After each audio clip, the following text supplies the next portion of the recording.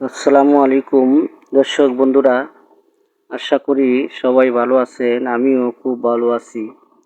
দর্শক বন্ধুরা, আজকে আমি সুন্দর একটি ফুল গাছ নিয়ে হাজির হয়েছি। আসলে এই গাছটির নাম হলো সহদেবী গাছ। এই সহদেবী গাছ ঔষধি গুণাগুণ রয়েছে। তো প্রিয় দর্শক, আজকে আমি কিছু গুণাগুণের কথা বলবো।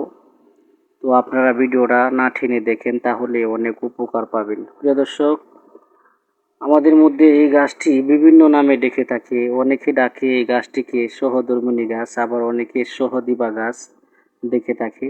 তবে মূলত নাম হলো সহদেবী গাছ। এক এক জেলায় এক এক রকম নাম ডেকে থাকে। তো প্রিয় দর্শক, এই গাছটি ভারতে এবং এশিয়া মহাদেশে, বাংলাদেশে বিভিন্ন জায়গায় আনাচে কানাচে, ঝুড় জঙ্গলে, ক্ষেতে রাইলে হয়ে থাকে। কিন্তু এই গাছটির কিছু ঔষধি গুণাগুণ রয়েছে, তাই আজকে আমি অত্যন্ত সুন্দরভাবে বলবো। তো প্রিয় দর্শক, আমার রিকোয়েস্ট থাকবে, আমার ইউটিউব চ্যানেল আনন্দময় জীবন আপনারা লাইক শেয়ার করে আমার পাশে থাকবেন, যাতে আমি ভালো ভালো ভিডিও দিতে পারি। তো দর্শক, আজকে আমি যে কথা বলবো, আমাদের অনেকের, আমরা যখন ঘুমিয়ে থাকি অনেক সময় পাও আমরা আঁকড়ে রাখার কারণে অনেক সময় পায়ে টান লাগে, রোগ টানা দেয়। এর জন্য এই গাছের পাতা আপনারা যদি রস করে একটু গরম করে খেতে পারেন, তাহলে অত্যন্ত এই রোগের জন্য কাজে দিতে পারে। প্রিয় দর্শক, আরেকটি সমস্যা আমাদের মধ্যে হয়ে থাকে। আমাদের শিশু বাচ্চারা অনেক সময় কান্নাকাটি করে এবং গড়াগড়ি করে, তারা বলতে পারে না, পেটে গ্যাস হয়, বিভিন্ন অ্যাসিডের সৃষ্টি হয়।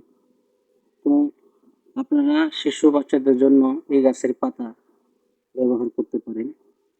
তো প্রিয় দর্শক, আরেকটি সমস্যা আমাদের মধ্যে আছে। আমাদের মা বোন যারা আছে, তাদের মাসিক হয় এবং মাসিক ক্লিয়ার হয় না, অনেক সময় তলপেটে ব্যথা করে।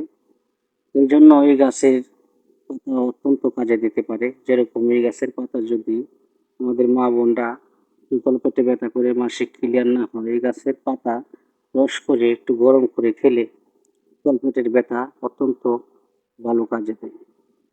তো প্রিয় দর্শক, আরেকটি কাজ হয়, আমাদের অনেকের মাথা ব্যথা করে, প্রচন্ড মাথা ব্যথা করে, তাদের জন্য আজকে এই গাছটির পাতা অত্যন্ত কাজে দেবে। যেরকম এই গাছটি রস করে যদি আপনারা গরম করে মাথায় লাগিয়ে রাখেন, তাহলে অত্যন্ত মাথা ব্যথার জন্য কাজ করে। তো প্রিয় দর্শক, আরেকটি কথা হলো, যে কোনো গাছের যেমন উপকারিতা আছে, এরকম ক্ষতির দিক রয়েছে। তাই আপনারা ডাক্তারের সাথে পরামর্শ করে আপনারা ব্যবহার করবেন, তাহলে উপকার পাবেন।